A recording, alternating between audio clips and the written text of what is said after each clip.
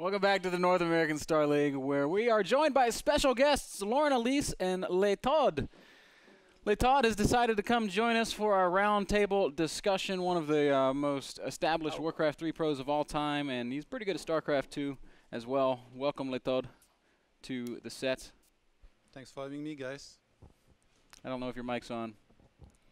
It is on. Cool. Awesome. You're welcome. Thank you for joining us again. We also have Total Biscuit on the line. The Cynical Brit himself. TB, can you hear me? I can hear you just fine. Rock and roll, man. Thank you so much for coming on and talking to us a little bit.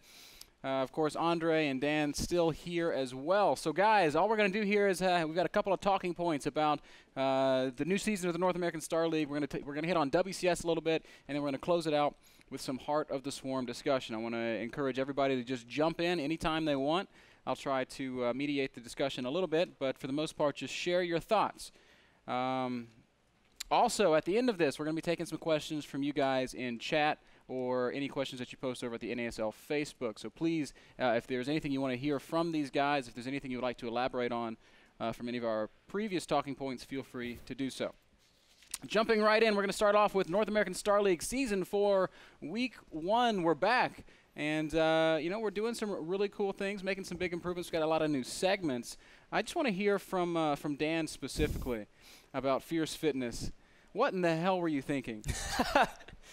I want to really inspire gamers to not just fit the stereotype, and I think a lot of people say that, but they don't necessarily know how to break it, right? They try to think dressing up a certain way helps break stereotypes. They think diversifying different hobbies, but I think something that a lot of people always neglect is health. We always have a lot of health issue. MVPs injured. A lot of big pro gamers always struggle with these health issues, and I think a lot of people just always take it for granted, considering that we're sitting in front of a computer, always dirtying our fingers with Cheetos and drinking Mountain Dew. So I think it's we can do all that, but we can also still spend a little time to get fit. Yeah, there's been a big push here at the North American Star League for that very thing, right? Yeah.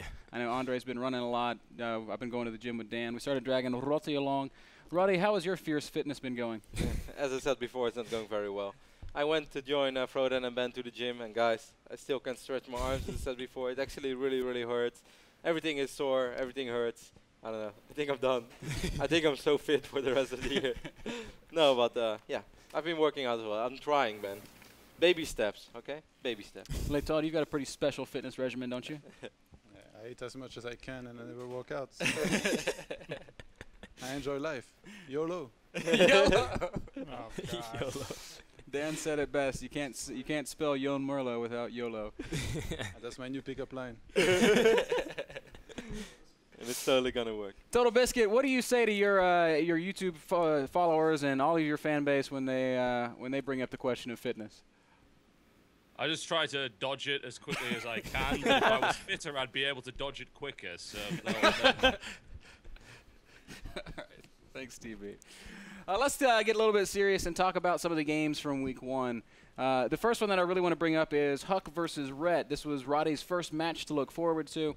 It's a big sort of foreigner showdown. Two of the guys that have been on top of the scene, two of the guys that have been in Korea, and two of the guys who haven't had the same results recently that they were getting some time ago. I would actually like to make a point for Red about that, because I also read the power ranking, that the little article that Team Liquid made, the power ranking looking forward towards the WCS European Continental Finals. And what people forget often is they look at people who win the tournaments or just do something spectacular, all kill somebody in the clan war. But if you look at Red's result in the last 6 months, this guy had a lot of top 4, top 6 finishes. Top 4 at the NASL, top 4 at the DreamHack event, made a top 4 at Assembly, I believe. He had a couple of really good offline performances, which I think people overlook. So I actually don't really think that's true for Red. There are not many people who plays as consistent as Red does in major international tournaments. That's a really fair point, which I think brings up the question, is Huck beating Rhett 2-0 an upset? Yes. Yes, I would say so. Rhett picked Huck for his group, and people usually, I mean, you pick people in your group if you want to make a statement or you're really confident being able to beat them, and I think in either case, Rhett failed on both of those ends. Going into the game a little bit, I mean, it was unfortunate. I think Whirlwind is a very tough map for ZVP, and then we saw Rhett, I think, really get out of his element. He actually kind of blind countered Huck's style in game number 2 on Cloud Kingdom. And I just felt like it was an unfortunate series of events. that did lead up to, of course, Rhett's demise, and I do think it was a big upset by Huck. Something that really stuck out to me about those games, and sorry for jumping in ahead of you, Total Biscuit. I'll actually pass this thought to you in just a second. I felt like both players were a little bit sloppy in that series. It did not look like the refined Rhett or the refined Huck that we're used to seeing. John, did you watch those games, and did you get that feeling? Yeah. So I'm not entirely convinced by the idea that we didn't see a refined Huck in those games. I definitely think we didn't see a refined Rhett. Game 2, probably the biggest thing that I noticed was a lack of creep spread across the board, which is not like Rhett at all. Game 1, we saw a very confident Rhett. We saw a guy that he obviously knew there was a lot of aggression coming his way, and yet then he builds 11 drones anyway. He is confident that he can actually hold, and he does initially. But the thing is that in both Game 1 and Game 2, it comes down to control, particularly Game 1. Great force fields across the board, slicing the army in two, not just in the traditional way of just saying, hey, let's surround a few roaches and lings. He literally cut the army in two, and he had a bunch of roaches over to the right flank, which weren't contributing to the fight. So I think actually we saw this whole top 3 control thing from Huck very much so in Game 1. And then in Game 2, he throws a spanner in the works with this whole DT style, which was quite nice, really. But I don't think we saw Rhett at his best by any stretch. You know, I like that you brought up the point of the creep spread, because something that Kevin and I talked about on the cast, and when you really look at the history of StarCraft, Rhett was one of the first guys to build extra queens and to really actively spread queep. Queep is dangerous too, man. Actively spread creep. And it was really strange for me to see him sort of not doing that. I thought, why in the world would a Zerg player ever not spread creep? I don't know, sometimes like you play a series and you're kind of tired. It's very hard, like the conditioning is very hard. Like when you watch the tournaments, you only see the final results and like you saw the games, how they went and everything, but you never know the backstory as to like what's happened as far as conditioning goes. Like maybe he was really tired or something like that. Anything could happen and make him play worse. I saw a little bit of this series actually, and I thought Rhett was playing a little bit worse than usual, and also there was one of the games where he really played like he didn't know Huck style, but everybody kind of knows Huck style, like a lot of gates and permanent aggression, a couple of all-ins on 2 bases. So I was a little bit surprised to see him underperform there. But Huck, he used to be really good and he used to perform really well in a lot of tournaments. A lot of people say he plays much worse now, but he's still a very good player and to be feared by a lot of players in my opinion. So looking forward with these two guys, Huck and Rhett are definitely two of the big foreign favorites, but they have a fairly tough group. What do you guys see happening here? I mean, this is a big game, and when we get to the end of the season, the result of this game could matter a lot. Let's kick it over to Andre and Dan first. Do you feel like Rhett losing to Huck in this first week jeopardizes his position in the group, or do you feel like he's going to bounce back and continue to play strong? Well, I think if there's any indication, week 1 is like a strong start for people that are basically confidence-based, but I don't think it really means too much. Huck started off really poorly last season and ended up climbing back and ended up going, I think, first in his division accordingly. So I think it's not that big of a deal, and I do know that Rhett I think he's motivated to play a lot better nowadays. He always says that he wants to make 2012 and 2013 a year of Rhett, in essence, not just a year of Liquid. So I think Rhett's got the good motivation to be able to push himself a little bit further, and he's training at the Ministry of Wind, which I think he's got pretty good conditions if he can just keep a sound mind. Yeah, Rhett's at a caliber where I'm not really worried about him. Obviously, it's very good for Huck, but both of them have had a lot of success in the NASL ever since Season 1, really. Rhett with Season 1, Huck with Season 2. I really doubt this will actually affect him. He'll be able to at least make it into playoffs, and we'll see if he can actually get into the NASL Grand Finals from there. Actually, Ben, I do still have a lot of faith in Red as well, but I really think that Division 1, in my opinion, is the strongest division. And that's not only because of the players we have in this division, and just for the people at home wondering how does division really look like, Polt, Archer, Dongregu, Maza, Alive, Moro, and Hazelwops. Now, the Koreans, they are super strong, there's no doubt about that. Polt and Dongregu are absolute top players, some of their best of their races. And then if you take a look at the foreigners, Moro and Hazelwops are both guys who really prepare for their games in NASL in general. Hazelwops looked really sloppy in week 1, very uncharacteristic. Maybe he tried to hide strategies for WCS, I have no idea. Moro is a guy who really always prepares for his NASL match, so he's always tough to beat. Hazelwops, I feel, has the worst type of style PvZ that Red could potentially face.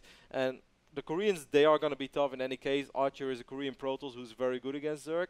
And then last but not least, we have Masa, who proved to be very talented. Also recently took out Torsen in the Clan War. And this is his first season in the NASL. He qualified. It's definitely not a guy who's just going to throw his games or play randomly. He's going to do his homework as well. I think losing this first game is actually a really big deal. I would tend to agree with Rotterdam on that one, actually, because if you do look at the strength of the group, if you were to take any of those guys, it's going to be dangerous for Rhett one way or the other. There's no easy wins in this entire group for him, so getting that good start, especially with the pick, would have been great to give him that momentum. He's going to struggle now. All right. Well, I certainly tend to agree with everybody. I think every game, especially in this group, is super important. Todd, do you have any final thoughts before we move on to our next talking point? Actually, I hadn't seen the groups before, and now that I look at it, I was like, wow, this is so stacked.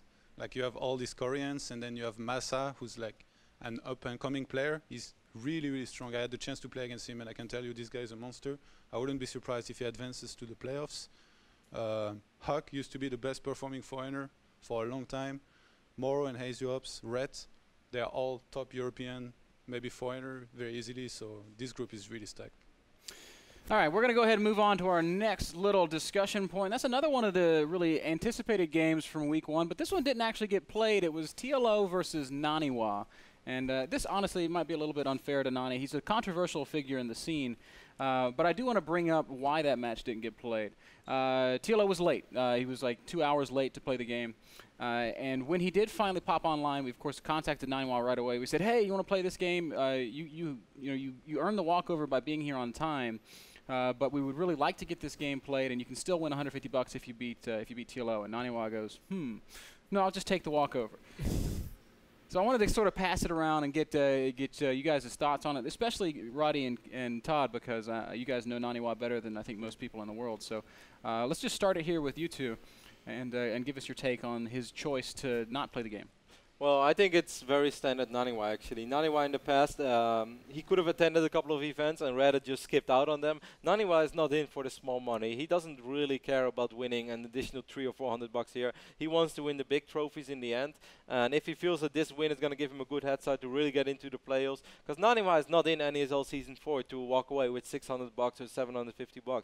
Naniwa is in Season 4 to, at the end of the season, lift that trophy and prove that he's still, without a doubt, one of the best foreigners. So I'm not surprised. Obviously, I would have loved to see the match play as well, but it is within Naniwa's good right to take the walkover win. And in all fairness, I've been a professional player myself. Sometimes you really live forward to that certain moment. You know you're going to play on this certain time. Your mindset is there. You're ready to play. And then if your opponent's not there and you wait an hour and you wait 2 hours, you just really lose the vibe. You get out of the zone. And then if you still suddenly have to play, it can really affect your performance. So to his defense, I can understand the position as well. And I'm not surprised by it either. I agree with what you said about the moment and like the conditioning and everything, but probably not about the money or the win. I'm pretty sure Naniwa is confident in beating TLO, and it was much more of a pissed off, I was ready on time, you were not kind of thing than anything else. That's well, let's kind of build on that. Is that something that Nani would do? Is that something that he's known for? I think this might be something that a lot of people might do, because like I said, like you schedule a match. Is that something you would do, Leighton? Something I've done recently. Like I used to never do, but now I'm so tired of like preparing myself. Like I try to eat a couple of hours in advance before my game, so I can like be ready when I have to play. I get completely ready, I warm up and everything, and then I'm here and my opponent is not. So why should I wait like 2 more hours and play like when I'm starting to get tired or like something else? It's only logical, I think. What do you think, Total Biscuit? I'd love to hear your take on the whole thing. Well, it's unfortunate that it was TLO and Naniwa, isn't it? It's like the ever-loved TLO and Naniwa, the villain, as it has happened so many times over the past couple of years, unfortunately. But I think Naniwa's entirely in the right. I agree with Rotterdam. There's no question that you do prepare and you get into a particular mindset to play at that given time. You're not in the same mindset 2 hours down the line. You're more tired. You've wasted time. You're frustrated. You're annoyed. And from a competitive standpoint, why would you not take the win? really. I mean, I don't blame him at all, and I think if it was anyone else other than Naniwa, then this would be a complete non-issue. But because it's Naniwa, some people want to blow it up into something, and no. He's entirely within his rights to do that. TLO was late. Okay, maybe it couldn't have been avoided, but he was still late, and the rules are the rules. Certainly, I do agree. I'm gonna go ahead and move on to the next question on this topic, and it's the same one as we asked about Huck and Red. What does this do to the group? Naniwa doesn't play the game, but he still gets the win. That puts him in a really comfortable position. Andre and Dan, how do you feel this affects TLO's chances? Quite significantly. I think for the most part, even though TLO has been known to, have a little bit more skill these days and has been practicing a lot more, I think he's still considered the underdog. When you have the long laundry list of those top players, it's just really hard to actually count him as the top 1-2 spots. So he's playing for playoff spots, and I think that's a little bit tough for him. And when he starts off with the wrong foot forward, now all of a sudden it's like you're digging your ditch. So he needs to get this good start, and he needs to actually make a statement a little bit so he can ride that momentum with that fan support, I think, for the rest of the season. It's going to be very difficult, I think, to actually move forward and really have any relevance in the group stages. Yeah, I talked about it a lot with Rotterdam a lot. It's we think TLO, this is a season for him to shine. He's kind of turning the page. A lot of people are saying that he's training in Korea. Liquid was using him in the GSTL when they're doing their first season tryouts. And it looked like TLO was finally starting to get over that initial hump of is he Zerg, is he Terran, is he random, is he what is he, And I think he was really starting to stabilize, show some cool play. He were posting his links on Reddit. It was number 2 behind Rotterdam Storm Drop. It was a lot of TLO plays that he was showing off. Sorry, Dario, you have to know your place. But this it's not good to start 0-1. It's always annoying to start behind. But I mean I still look at TLO to do some cool stuff, especially against some of the other players. I don't know Division 2 is as strong as some of the other divisions, so I think TLO can still do it. Yeah, his next match is actually against Select, who is certainly a very strong North American Terran player. We say North American. Korean-American Terran player.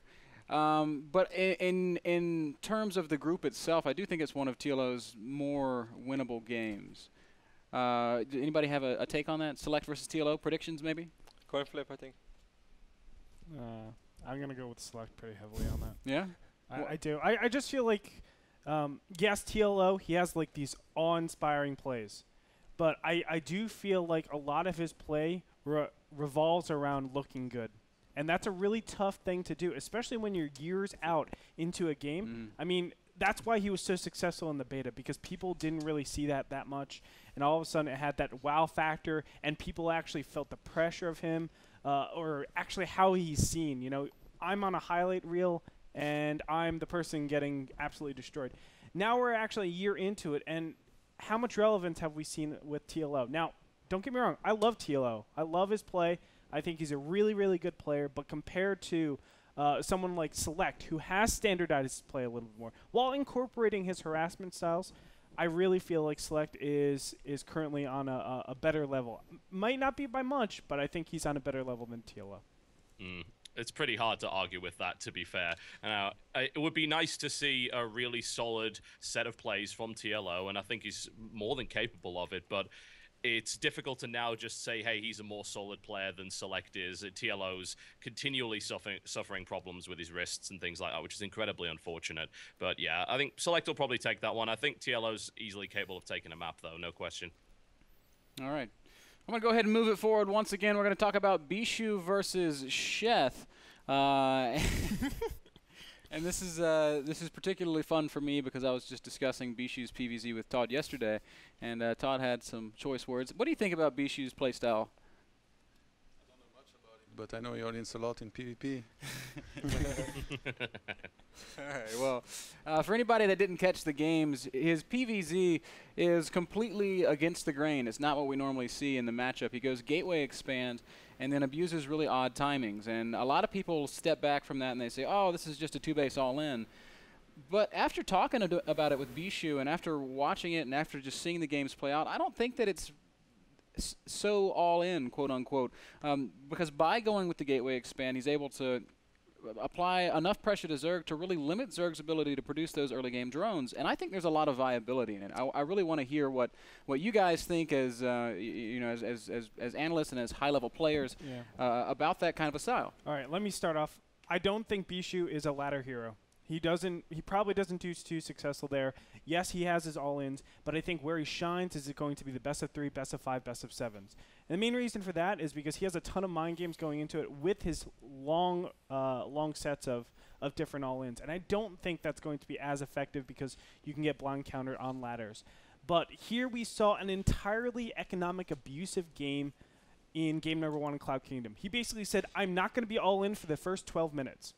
He got a fast third base, he did harassment with Stargates, and tech to robotics facility all at the same time. That is not something where you actually have a standing army. And he maybe had a Stalker, not even a Sentry out on that first game. Then he switched over game number 2 and went complete all-in with a Gateway expand. It's just it's a good example of you don't need to be entirely executionally proficient to be successful in StarCraft 2. You can use mind games. You can use these best of 3, best of 5 mind games to actually take advantage of your opponent and really get these advantages, even though it seems if we just look at this game number 1, it's like, oh, how did you lose that, Chef? No, it's because the whole thing coming together and him using his I guess, image is what's getting him the wins. What do you think, Dan? I like it. I like Bishu's PvZ. I like people that I know Axelav was toying around with some of these stuff. It wasn't. I mean, it's not just Bishu, but Bishu uses that kind of style to his advantage, and I think that's kind of a turning page of a lot of quote cheesy players. A lot of people who said, oh, they're only capable of doing this, but even players on, for example, Andre's team on Team It's Gosu, a lot of the players on Gosu for a while were big cheesers. They used to just 1 or 2 base all in 4 gate, 5 gate, 6 gate, all on one base. I've seen a 7 gate from Bubbles one time on one base. I don't even know how that's possible. But the idea is that they eventually learn how to play macro, and they're able to play those styles. Bijou went to 3 base in game number 1 and just went for a 3 base Colossus Stalker death push. And Stats like, okay, well, I'm just going to play this. And Bijou did a little bit different, was able to micro take game number 1. Then game number 2, Bijou said, okay, well, this is where I get to shine and show that Bijou that a lot of people know, and was able to really outplay Shat in a series, I think, not just in a game. This kind of I just want to think of something funny right now. I'm sure that we all had these moments while you bring up a 7 gate from one base. I'm sure each and every one of us, you as well, Toto Biscuits, by casting so many games, that once upon a time we either see or read about a game where we just read and then kind of wonder, what the hell did I just read? And I would actually like to hear a similar moment from each and every one of you. And I still remember I was watching one of the MLG events, and I was watching, they have a very awesome Twitter account, MLG Live Scores, where they tweet all the live scores and give a small summary about the game. And I think it was Hawk versus Dongregu, but it could have been another Zerg. And it said, Hawk's Dongregu 12 gate Void Ray 2 base did not work out. I was like, wow, you don't say. I just wondered where that came from. You have anything similar, Todd? Not that I can remember, but yeah, sometimes you hear about strategies that didn't make too much sense, just like you said. But the one that definitely takes the cake for me is the one that we always joke about. It's Phoenix's game against who was that player? Tarantulas, yeah, where it's a EPS, the Korean Zerg player Phoenix living in Germany, playing an EPS against Tarantulas. This is to qualify for EPS, if I'm not mistaken. They play on Cloud Kingdom, and Tarantulas just goes up to 3 bases, builds 60 cannons, and then builds carriers. And so the Phoenix never scouts. He just builds spine crawler, spine crawler, spine crawler, spine crawler, and he ends up with probably 100 spines, literally. Literally, it's a forest of spine crawlers. And the rest are all broodlords. Yeah. And so when Tarantula's fighting comes out with the carriers, there's just nothing that can kill them. And Phoenix just dies. It was the most ridiculous thing. Toto Biscuit, since you cast a lot of unorthodox games as well, I would love to hear a similar story. Oh, yeah, I'm trying to come up with one off the top of my head, but it keeps sticking in my mind every time I think of old school White Ra and his 5 gate 1 base all-in nonsense that used to work really well against Zerg for some reason. But it's really hard to think of one off the top of my head. The last couple of tournaments I cast, the last one would have been MLG. There were actually very few really weird games, which is a bit disappointing. I think the premium streams maybe got all of the really good ones, so maybe I just need to go and cast on there in the future, and then we can get all the really crazy stuff. I think Todd just nudged me and said that he thought of one. Yeah, remember the Precious game at Home Story? Yeah, but that wasn't so crazy. That was just a cool game. It was really crazy. Like, who was it? Sase? Sase versus MC. Yeah, they kind of base traded, and then they ended up like taking crazy bases on Daybreak. And then there was only one observer left or something like that. And then there was like a mothership and DTs involved. It was like so crazy. Like I couldn't believe what I was seeing. I was like, why is he staying in the game? Why is he trying this? But eventually, like, if you don't try, it's not going to work, obviously. Well, some of those games turn into just the most memorable, amazing esports moments. Let's talk about Huck versus Naniwa Home Story Cup Finals, where Naniwa has the game won. The game is over. There is nothing Huck can do unless he can somehow eliminate Naniwa's detection and take away Naniwa's ability to get detection, and he does just that. Gets DTs into the main base, kills the Robo, snipes off the one remaining observer, and now Nani can't do anything. I hope he's not watching, or he's not going to forgive you for bringing this up. But I mean, these are some of the magical moments that really make esports. So sometimes those crazy games are some of the most memorable and some of the most awesome. So anyways, those are kind of my closing thoughts on that whole line of thinking. Yeah, guys, we are going to have a very short commercial break. Our next topic of discussion is going to be WCS, where we just crowned a champion, and there's a lot to talk about. So stick with us. Very short break, and then we're going to be talking World Championship Series European Finals.